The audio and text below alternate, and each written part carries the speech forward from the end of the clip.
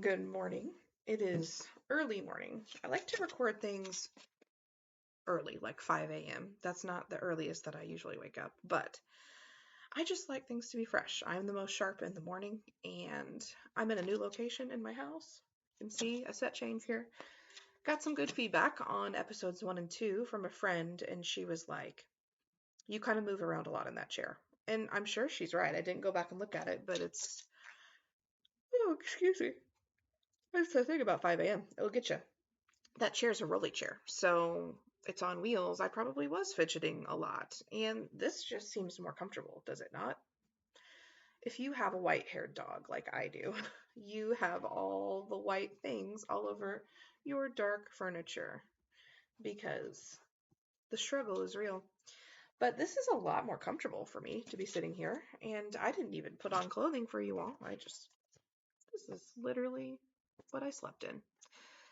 Brushed my teeth, but not that you guys can smell that, but brushed my teeth for you all and put on some lipstick, which is pretty much my go-to in life. So here we are, episode 3.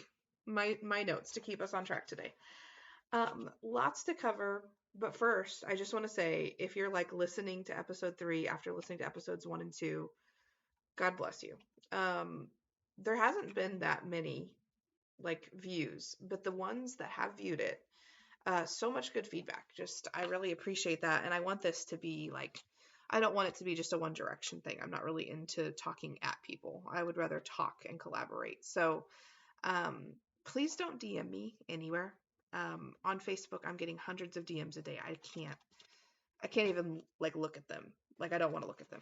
But if you will email me, my email will be in the show notes here. And I would love to hear from you and to hear your feedback. Okay. Got a lot to do. Episode number 3. I'm Kristin Louise, if I didn't say that at the beginning, and this is the up. Should have said that at the very beginning. Episode number 3 is going to be about being a friend and being a fan. So, what does it mean to be a fan of something? Let's just jump in. Just dive right in. I did, however, have an update from episode number 2. This is the cup that I was talking about. My first episode was on my birthday. And a friend of mine got me this It's My Birth Month cup, and I love it. So this is just sparkling water that has caffeine in it. That's kind of my jam. I'm not going to use any brand names because we got a couple things in the works and I don't want to make any potential brands upset. I've done that before. So not going to make that mistake this morning, but I love this cup. So later I got to talking to the gal who got it for me, and she got it at Dollar Tree, guys. Dollar Tree. Everything's not $1 there anymore. But this cup, amazing. It is no longer my birth month, but I will drink to that. Fantastically cheap, wonderful birthday gift. Let's talk about being a friend and being a fan, and what's the difference in the two, if there is one. So when I talk about being a fan, I'm mostly speaking about like social media is the topic that we're just continually going to chat about here. I've done some research on the topic. I've been online myself for years and years.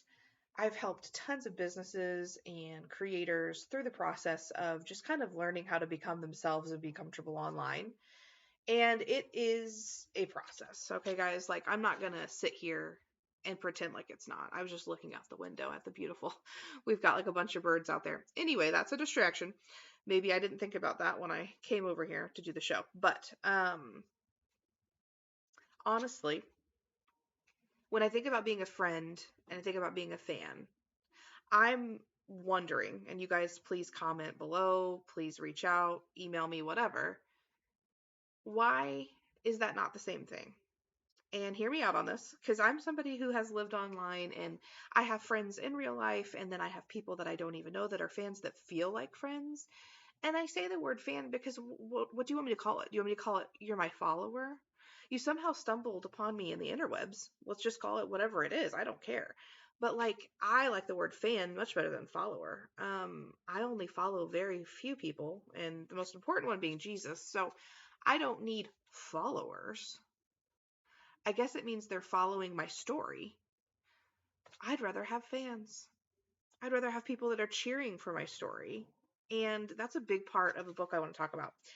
Raving Fans, Ken Blanchard, and then Sheldon Boyles. They are the authors of Raving Fans. And I came across this book over a decade ago now. And a former employer had a huge library, and this was a top recommended book for the marketing department in that company. And so I was like, well, obviously I'm going to read all the marketing books because I'm me. If you give me a book, I am going to read it. Like, I mean, unless it sounds terrible or it's like some fiction I don't care about or like maybe a memoir, I'm going to read a book. Like, you give me a book, I'm going to read it. And then I'm going to want to talk to you about it because I'm an intense person. Like, you can't just send me a song, send me a book, send me a movie, whatever, and then like we're not going to have a talk about it. No, not possible. So I read Raving Fans over 10 years ago now, probably. And what I learned is a fan doesn't matter if it's online or offline. And I think they were mostly talking about offline when that book was written, but it doesn't matter. A fan supports. And how can you support somebody online is my question today. If a fan supports something, if they're a fan of something and they're a supporter, like I'll give you an example. I'm not athletic, okay? Like I'm not in the cards for me, not how I was made, and that's okay because like we're all made differently. I don't need to be athletic. I have other gifts. Sometimes when we're younger, that really is difficult because you're like, well, she's really good at volleyball and I just want to be on the volleyball team. Well, I want to tell you, I was kicked off the non-competitive 7th grade volleyball team. And by kicked off, I use that loosely, but like they kind of just asked me to stop. I was bad. I was just really bad. There was all these girls that were getting super competitive, like they were getting ready for 8th grade volleyball, and I was just not it. But guess what? Maybe those girls didn't get the solo that I got in choir or the spot in the play. I mean, there's 100 things that I could have done that maybe they didn't. I don't need to be good at volleyball. I don't actually even need to watch sports to be a fan of them. That's something that's happening in my life right now. I've downloaded the NBA app, and that's a whole long story how that came to be. But I'm now following a team in the NBA. It sounds crazy. I mean, honestly, guys, it sounds crazy. I know you might think, like, is she okay? Send help. But I ended up following this team in the NBA, and I didn't even pick the team for myself. And I know it sounds crazy, but I filled out a bracket in the app because a friend asked me to. And you know what? It's kind of fun. I can be a fan of them and not even watch a game because there's all these clips inside the app, and my bracket updates itself and it sends me notifications. Am I a huge fan? No. Like, would you consider me like a raving fan? Probably not. But I am a fan. So another thing that happened to me recently, and you can probably tell I'm getting a little worked up here. Another thing that happened to me recently that I didn't like was somebody questioned, not directly to me, it came to me afterward. Somebody questioned some things that I've been sharing on my own social media and how I'm fangirling a specific account. And, isn't that the goal?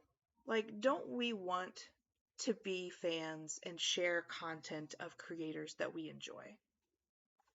Doesn't really matter who the creator is. But, like, isn't that, like, as humans, what we want to be doing for each other? So if you're not doing that and you're watching and you're questioning people why they're fangirling, I don't like the term for many reasons, but we don't have time today. We don't have time for that. But if you're not fangirling, if that's the terminology we're going to choose to use this morning, maybe just sit back for a hot second and ask yourself why you're not.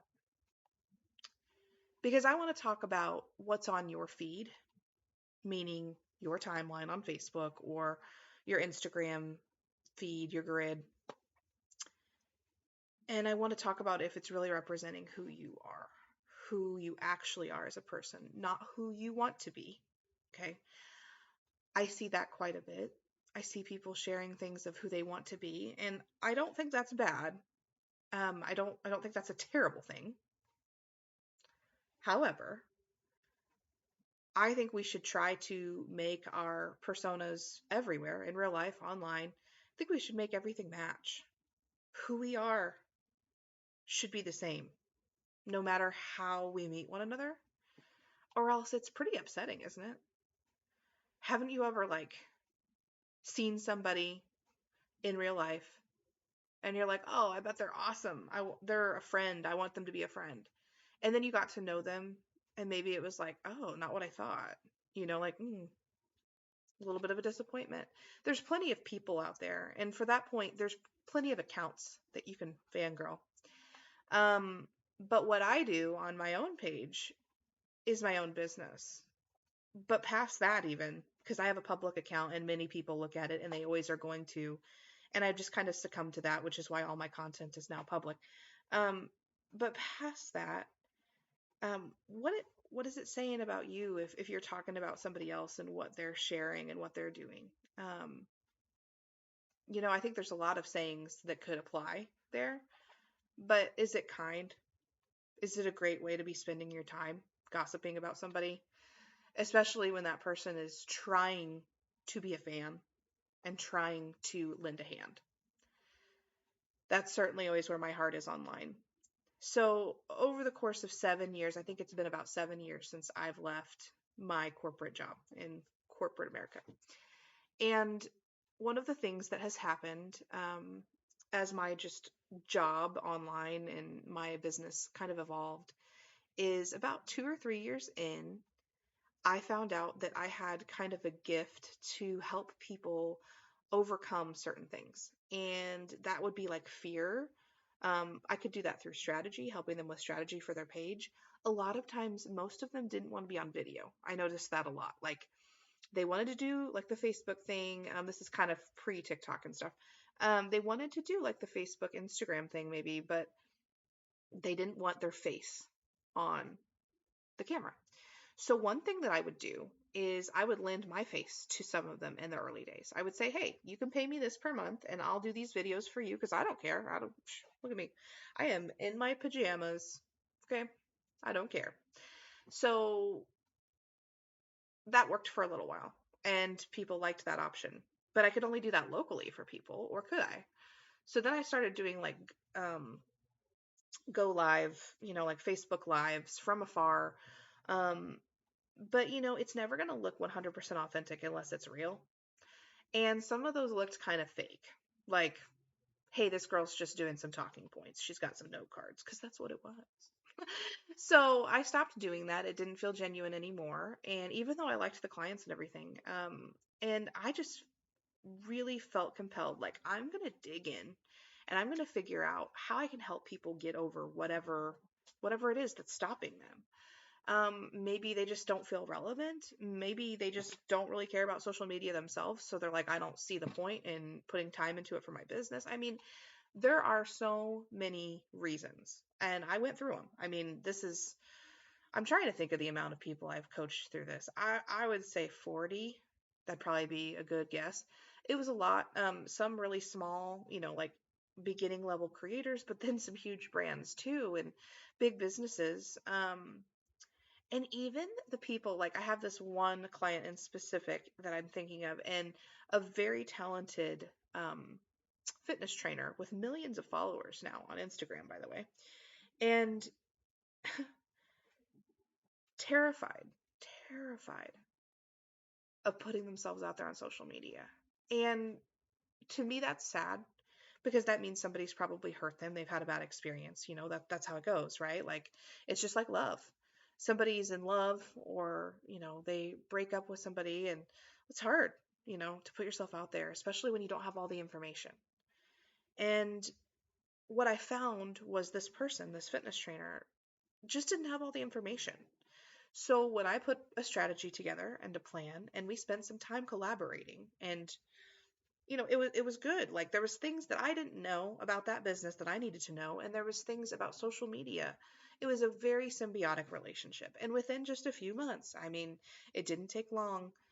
That account just, I mean, the growth would be insane. And I don't like to talk about specific clients on something like a podcast because I've done that before, and it kind of feels like, oh, you're using this for content kind of a thing. And that's not the point. It's just a story about life that I want to share with you guys this morning.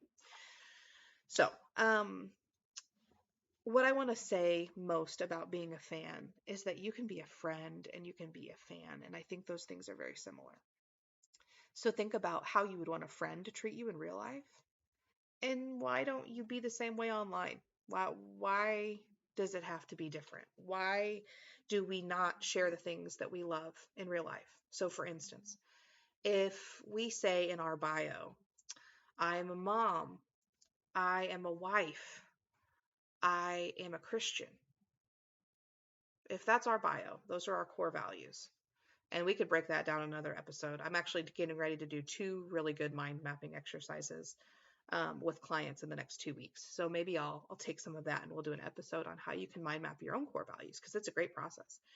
But let's say that's your bio. Mom, wife, follower of Jesus. Great. I think that's a solid bio. What's your page saying about that?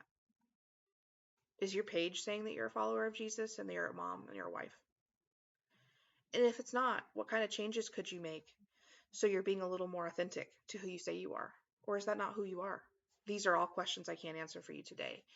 But one thing that I find why people, including myself, don't like to follow people on social media is because they get involved in maybe a business, maybe a MLM, it could be anything, and they get really passionate about it, which I think is really, great. And of course, they want to share things they're passionate about. I've done that before. When I was in affiliate marketing, I was sharing things to sell every single day. When I was in makeup, I was one of the people that used to put the makeup on their faces online. There's a lot of pressure there, and we'll get into that in a second. But I would be sharing stuff every single day on my page. So I get that. But that was also part of who I was. So if we're not sharing things about who we are, but then we're looking at others who are going for it, it might be time to evaluate things. I'm not a counselor. You'd have to talk with somebody more qualified than me, but I did want to make that point because, first of all, it hurt when it came back to me. So if you're watching, it hurt. But that's not actually why I'm talking about it at all. Why I'm talking about it is because when you're online and you're a creator, which I have been in multiple ways and supported multiple creators, trust that. It feels great when people share what you put your hard time, like I want to say hard earned time, but like when you spend time to create something and then you put that into the world, it's like art. It doesn't have to be a painting to be art. It could be words that you wrote. That's a big one. It could be, just a graphic that you created on social media, a video just like this, a podcast, like that could even be considered an art form, right?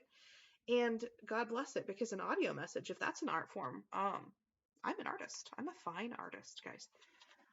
But jokes aside, if you're a creator, it feels really, really, really good when people share your message, because you feel like, okay, first of all, I'm in touch with what people want and I'm being used in a good way. Like I'm putting my skills to use in a way that people find meaningful. That's awesome.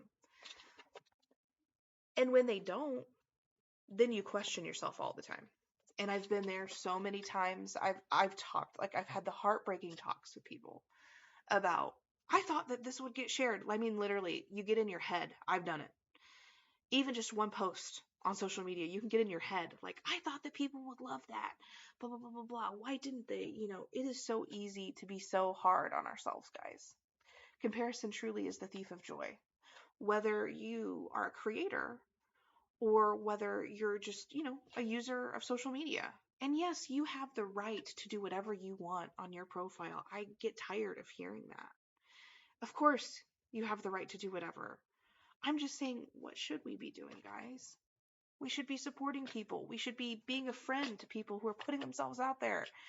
I have put myself out there so much, and I have felt more love from people I've never met. Like, I'm not saying there's a few friends that I've got here and they're going to be like, Kristin, that sucked. No, no, no. I've got a few real gem of friends, and you know who you are because I show you love all the time and I tell you thank you. But I regularly feel way more love and way more fangirlness from people who I've never met that I just know online. Why is that, guys?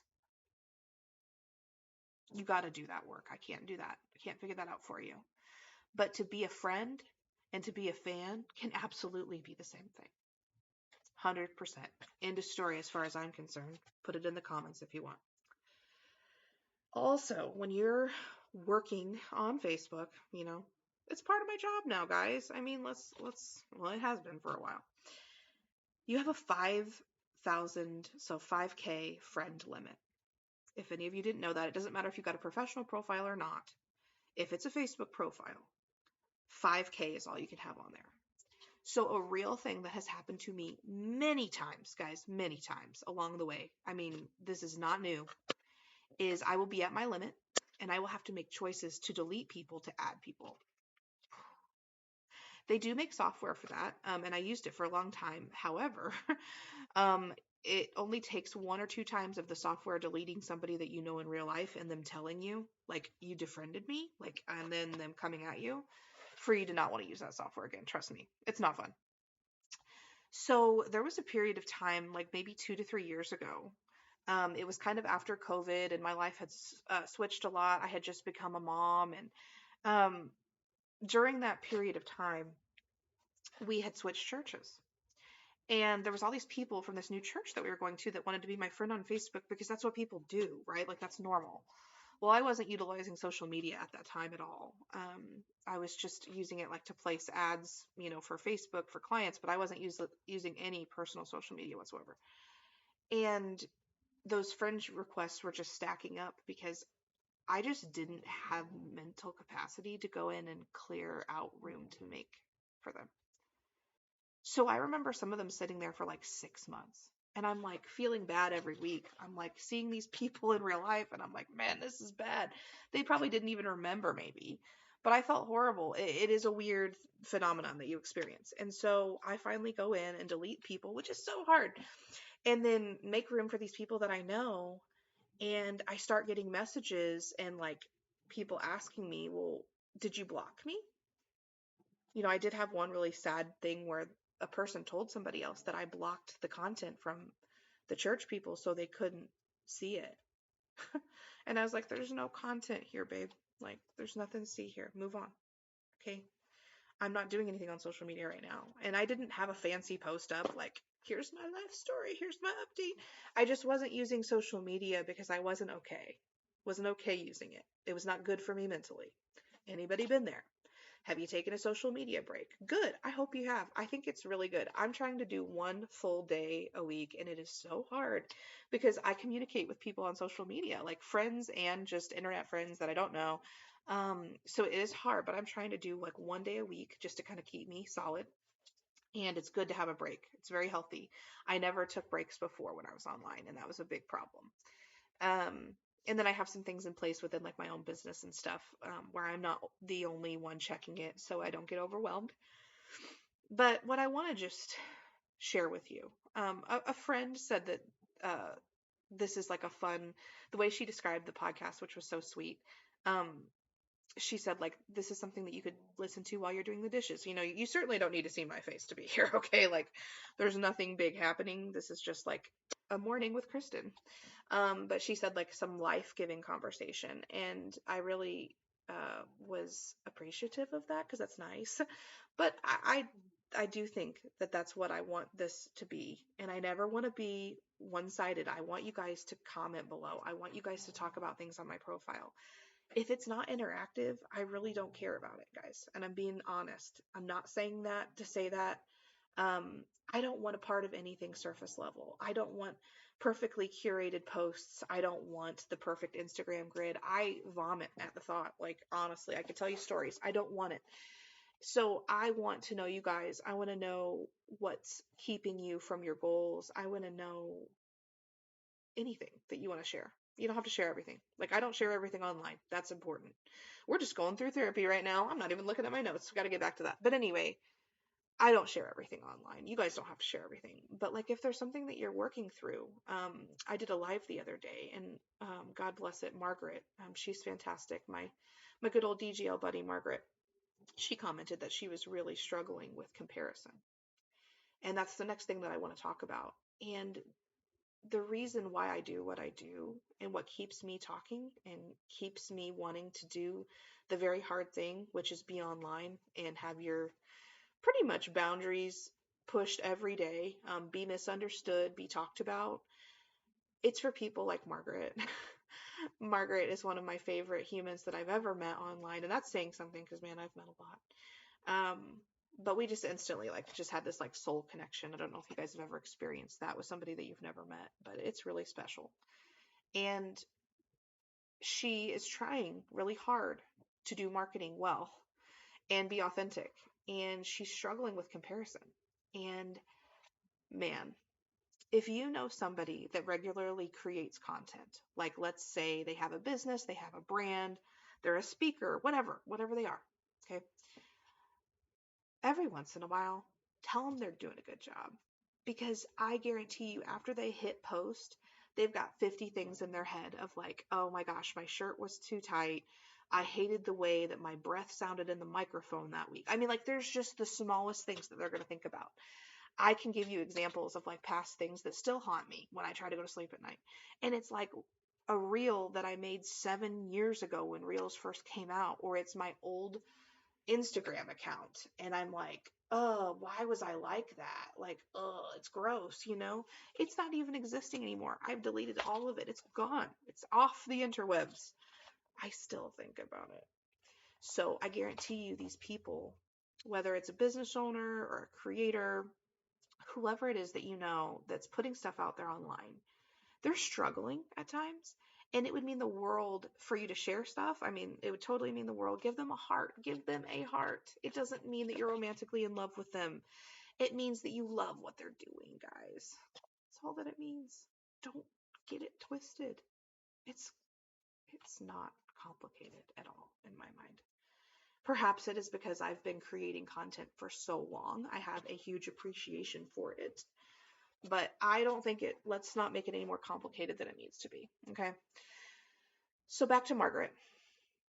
If people would just be commenting on her posts regularly, and if they would just be loving her online and loving her well, I don't think she would be struggling as much as she is. But she's seeing somebody that may appear younger than her, or she thinks has a better speaking tone, or has better graphic skills. Comparison will kill everything if we feed it, okay? If we feed into comparing ourselves, here's the message that I'm actually here to deliver today, guys. Spoiler alert. It's about Jesus, and it's going to be every single episode. Have you guys figured it out yet? I'm starting to understand in my life why I see these really powerful women on like Instagram. I can think of a couple of accounts that I follow, and they yell on the stage when they talk about God. And it used to scare me. I don't love yelling. I have some history with that, and I don't love it. It used to really scare me, but I'm starting to get it. Starting to understand why a woman would stand on a stage, or a man for that matter, but I'm starting to understand why she would stand there and why she would choose to yell it, because she wants to yell life into you. Okay? She doesn't just want to speak it anymore. She hasn't been heard. Okay? And I'm trying not to get emotional. It's going to happen from time to time if you're around here, so stay tuned if you want to see me cry online. It won't be the first or the 50th time. But I keep coming back because this is important. And there's a bunch of young people, not a bunch, 5, a few young people that recently found me on Instagram, and I noticed, and a couple of them I know in real life, and I was like, man, it instantly pushed me to want to be better on Instagram. It was like, because I was really doing nothing with it. Instagram didn't have a lot of interest to me. I like it as a user. It just didn't have a lot of interest to me as a creator. Didn't have a big audience there, but past that, I wasn't seeing a lot there that I was just wanting to push for. But now I do. And I want to speak life into you, and like those women, maybe yell it, but Comparison will kill everything in your life. And social media is one of the easiest ways to compare things because it's right at our fingertips all the time. Our phones don't stay very far away from us. Don't let it be that way, especially if you're young. Change the narrative for yourself now. I had to make huge, huge, guys, massive change in my own life. I remember very clearly, my mom's going to watch this and she's going to be like, oh, I loved it. I told you so. I remember very clearly me getting onto social media in college. And then everybody talking about social media. About a few years later, it becomes mainstream. And my mom did not bite. She did not drink the Kool-Aid for years, like 3 years, let's say, however long it was she waited. And I was like, Mom, you would know what so-and-so's doing if you were on Facebook. And I was like, it's great. It's fine. And in my life, it was great and fine because everything was going great and fine in my life. Okay? I'm not going to say that I'm not going to say I had a perfect life, like I didn't have any problems. But life was going well for Kristin. So social media was great. I had a lot of great things to share. And then one day I didn't. Okay? One day I didn't have a lot of great things to share anymore. So then I saw the other side. And I'm sure you guys can relate to this, and you probably don't cry about it as much as I do, but that's okay. That I didn't have the biggest, best things to share, and it wasn't even about the best. I didn't have much I wanted to share at all, to be honest. I had hit a rough patch, and I just became very numb to social media. And I want to tell you, if you're there, stay off of it for as long as you need to, okay? Social media doesn't owe you anything. You don't owe anything to social media. It can be very nourishing. I have learned that. It took me 2 years to figure it out. And I'm still struggling with certain aspects of it, clearly. And that's what's pushing me to have conversations like this every single week with you guys. And I'm not going to stop. God made it very clear to me. It was time to use my voice. And I obey. I hope you do too. I hope you have a relationship where you're listening to God. And I hope you're obeying what He's telling you. And I hope you're not trying to hurt other people, mostly. Because social media exists for humans. And humans are flawed. We're going to make mistakes, 100%. We're not going to be perfect. But we need to be kind to each other, especially online, guys. Man, to put yourself out there and to have content, and I'm not talking about copy-paste content that your upline sends you, okay? I'm not talking about that. That's not what we're talking about here. Don't get this twisted. I'm talking about original content that you create yourself, videos where you are not on a script, where you're putting your heart out there, or your business, or your product. It could be anything, but you're doing it yourself. You're not relying on somebody else. These are your words, okay? It is heartbreaking when you have to think, am I going to get attacked for this? Are people going to come after me on my own profile? I just had that happen to a friend recently, and we were chatting about it. And he's fine, but he's sensitive like me. That's a big way that we connected. And I'm like, but are you fine? Check in on your friends, whether or not they're content creators. Don't just text them and say, are you fine? Say it again. Are you really fine? Have they become quiet in life? I did. And it was a coworker somebody that saw me every single day. I became very quiet in life at one point. And he didn't take no for an answer. And I remember going on this walk with him because that's all I would agree to do, because I was not a great version of myself at that time.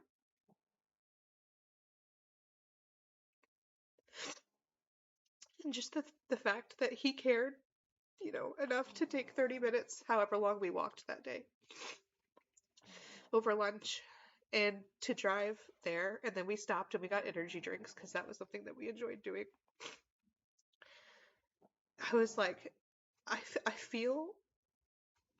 don't feel better because I was very numb at that point in life. So I didn't necessarily feel better.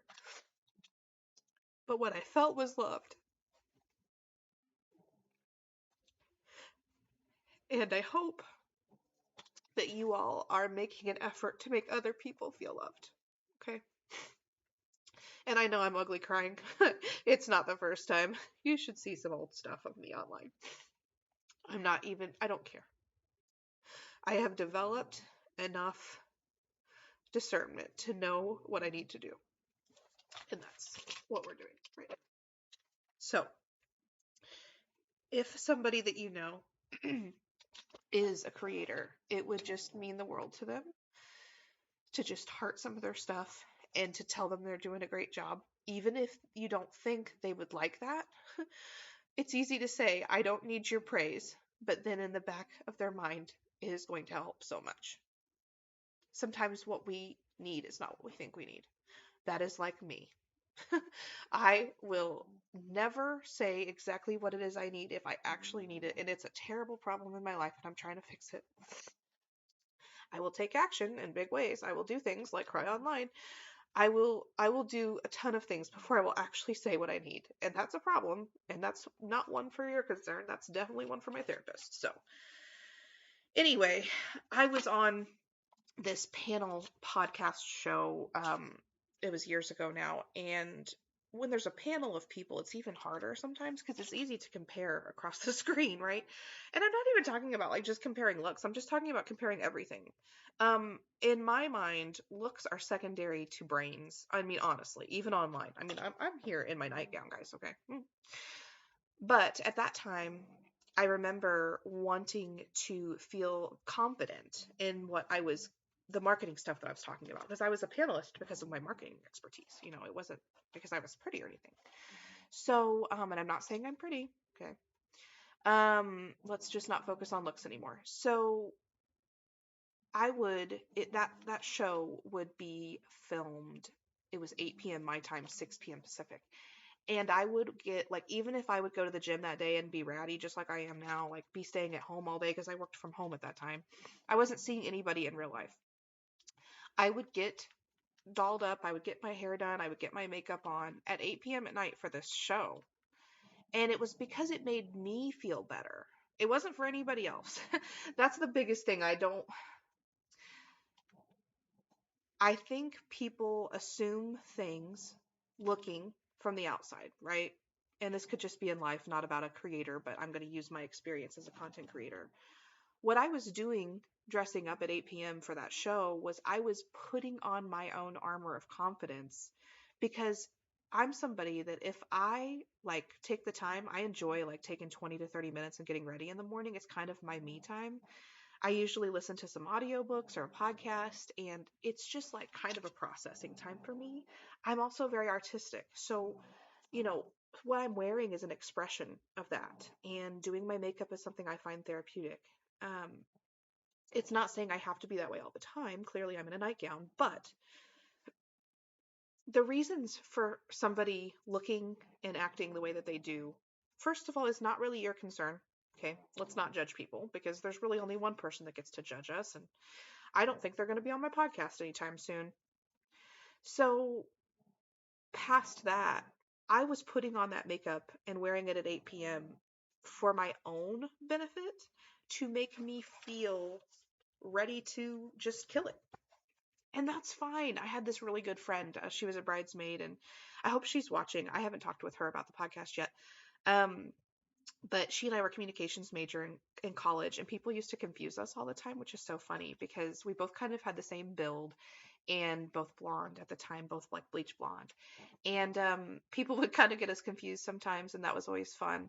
But she and I both love to dress up. And it wasn't for anybody other than ourselves. Like, I think we both were dating people majority of college. Like, it wasn't like we were doing it for people that we were with. It wasn't anything like that. It was just because we enjoyed doing it. And we both took a lot of communications and like speech classes together. And there's just something about that for me. It doesn't have to be that way for everybody. I know some people that speak all the time and they're probably like, I want to wear a t-shirt. And I don't care. That's fine. It's not about judgment at all. It's just what I like is I like a certain way, and I like to dress, and it makes me feel great, and it makes me want to do my best. And people from the outside see that as maybe a different emotion, and that's a shame. And I'm not ever going to try to impress you guys. I mean, I just cried on the internet. It's almost 6 now, but I'm sitting on my futon in my basement in the middle of Missouri. Like, I'm not trying to impress anybody, okay? A person brought up my eyelashes, and I mentioned that on the last episode, and then everybody started asking me about my eyelashes, and I was like, geez. Hey, I'm not going to link them in the comments. There's nothing special. I just enjoy wearing them. Also, it's practical. Then you don't have to put on as much makeup. I like it. So they're not magic. Okay. Don't put them on and feel like you can, you know, be a completely different person. That's probably not the case. But they serve a practical purpose for me, and I like the way that I look in them. That's not a crime. Not a crime. So whatever you need to do for your own confidence and whatever you need to do to avoid comparison. I remember when they would introduce me on that podcast, when it was my segment, we would like rotate. So when it was my week and my segment to present, they would always talk about my looks. And it makes me uncomfortable, guys. I notice like a lot of DMs and they'll be like, hi, pretty, hi, beautiful, whatever. And I don't want to seem tone deaf here or anything. And there's millions of people on this planet that are more beautiful than I am. But like, let's just agree, if we can, agree on something. Let's just agree that we need to not address people's exterior, especially if we don't know them. Like, I don't want comments about that. I would love a comment about the content that I created, even if you don't agree with it. I don't mind that. I think judging books by the cover is really hard, and judging people's intent without knowing their heart or what actually happened and going to them, that's dangerous. That's like playing with fire, and it's hurtful. It's very hurtful from all angles. I don't think there's a right or a wrong side there, but that's what I want to say about comparison. Um, let's see here. We talked about mental health already. Okay, screen time. Let's talk about screen time. So I think accountability is super important. So like right now, I've got like I wanted to say a physical trainer. What is it called? What is it called when somebody helps you with your fitness? A personal trainer. That's it. Not a physical trainer, a personal trainer. I've got one of those, and it's an accountability thing. Um, there's an app that I have to put like my numbers in every week, and they've got visibility of that, but then it's just the daily accountability, really it is. Um, your screen time is a way to make yourself accountable, and it's an easy way that's built into your phone. But past that, I think you should have a text thread of one or two other people, and you guys share your screen time every week. That's been a game changer for me. I have like a text thread of like people that I know will pray for me, that like I don't even have to give them all the information. They will just pray. I've got a text thread for my caffeine consumption, but I mean, I've got all this amazing support and it's great. And we don't all talk every day or anything like that. But when your screen report comes on your phone, screenshot it and send it to somebody and tell them, oh man, I need to reduce this for next week, because that will be a time suck, but also it will drain you mentally. Like past the time part of it, if you're spending too much time on your phone, it will kill your joy. Period. It just will. It doesn't matter. Like, one of the things I like to do on my phone, so it's interesting because I had to actually buy an app. I just paid one time for it though. And I had to exclude this part from my screen time. I love to edit photos on my phone. It is just a hobby of mine. I love taking pictures and I love editing pictures. And I don't even love filters or anything like that. But sometimes pictures need like better lighting and whatever. So I find that very therapeutic. That, and then the little what is it called? It's like a coloring book where you just touch and you can color. I have a stylus on my phone. Um, I love those two apps. Those are very therapeutic to me. And if you ever saw me sitting with my stylus, I'm probably doing that app and I'm probably just trying to like decompress. So I had to take those off of my screen time because I want to do those. Those are good things for me. So I bought an app and I think I paid like $5 or $6 for it one time. And I'm an Android gal, so I'm not even going to try to tell you about the app because I know most of you are iPhoners and I don't care.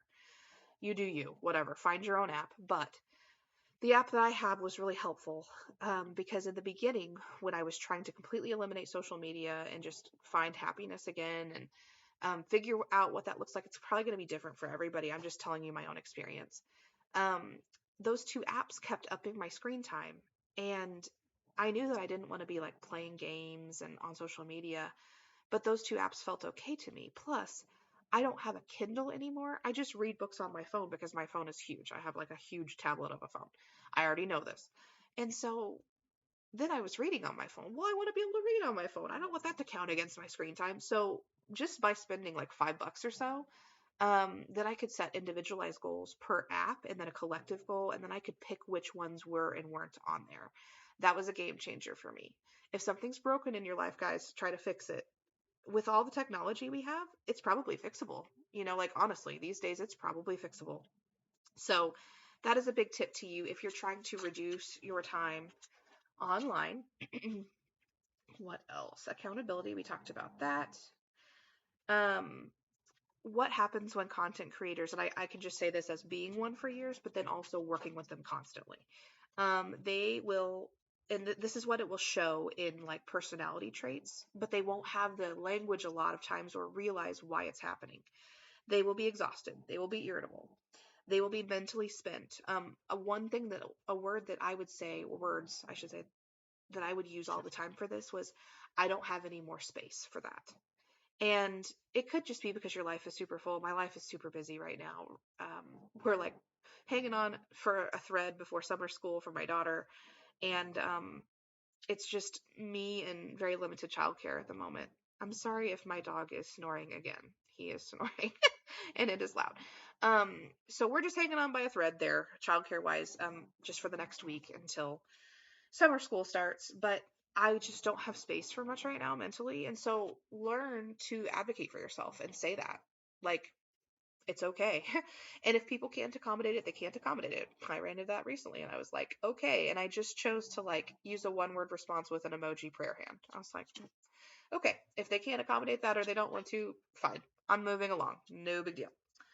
Um, they don't want to talk about work.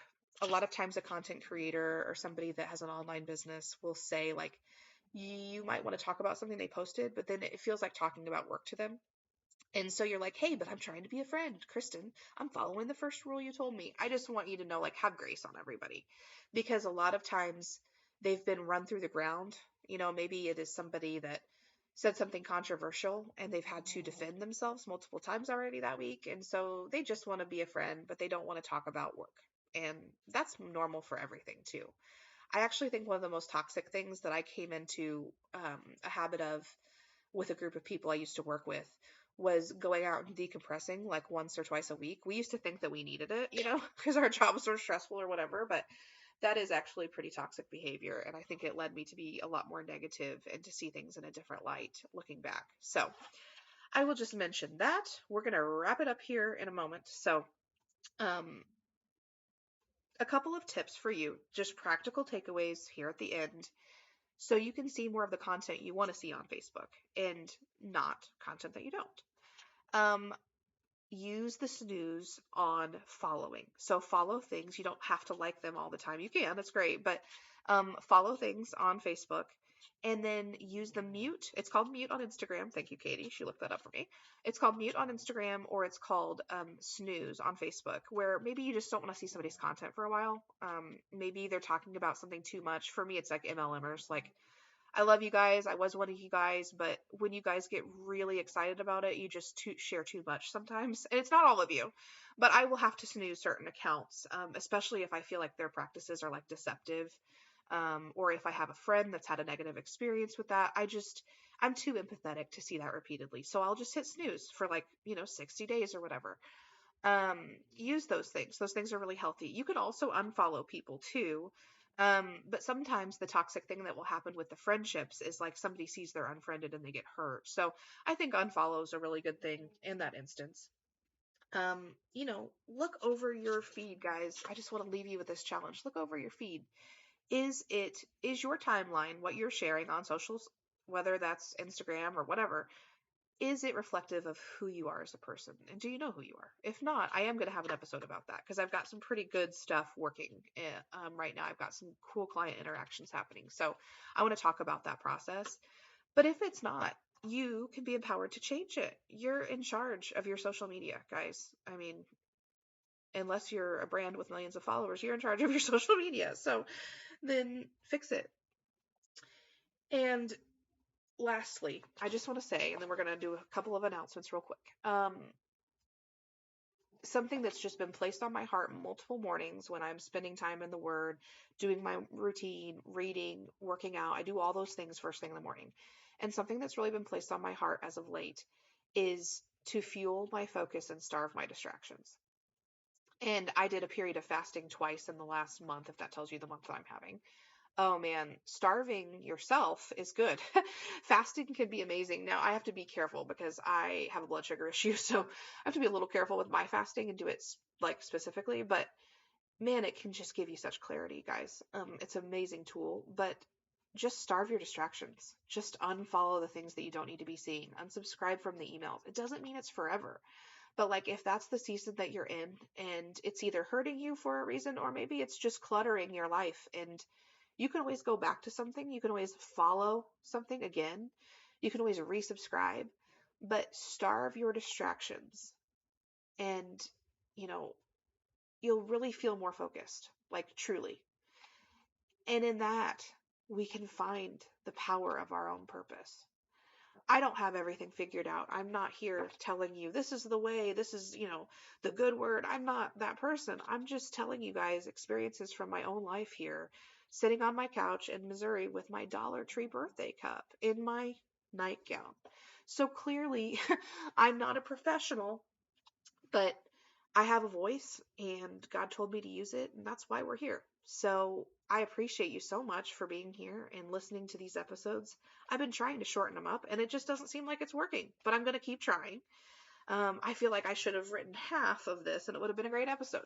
So maybe in the future we'll break them into two. I don't know what we're going to do. I am just literally doing my best every day, like everybody here, trying to follow Jesus and share the gospel. And if you don't like the way that somebody's doing that, or if they're doing it differently, let's all try to just have compassion for each other. I said in the last episode, and I got many people that commented on it, we're all just walking each other home. And that's true. We're literally all just walking each other home. And that's deep when you really think about it.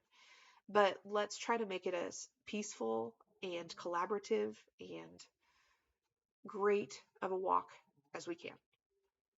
So that's where I'm going to end it. I'll have stuff on my profile for the 6K that's coming up this weekend and for the summer dance series. I love you guys so much. Have an awesome week. And thank you for being here.